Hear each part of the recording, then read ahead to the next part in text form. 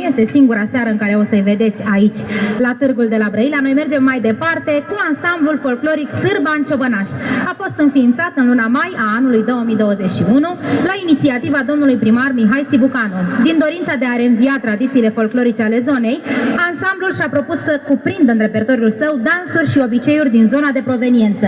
Are în componența sa peste 70 de membri pe 2 categorii de vârstă, elevi ai școlilor din comună și tineri pasionați de tradiții și folclor. Coreografia și conducerea artistică a ansamblului este asigurată de Gheorghe Ștefan Neagu și Maria Alexandra Neagru. Ansamblu folcloric Sârban Ciobănaș.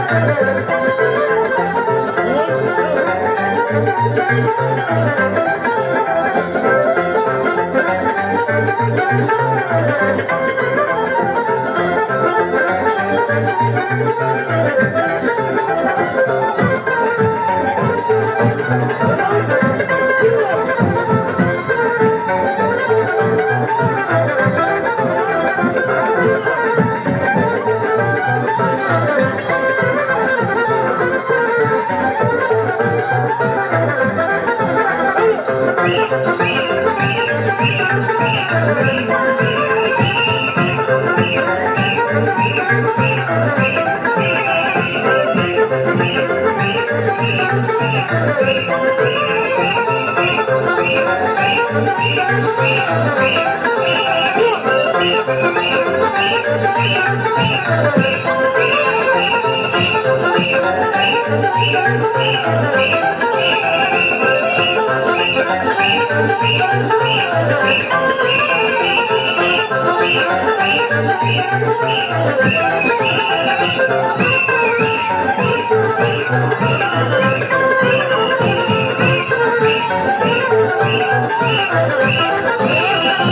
you.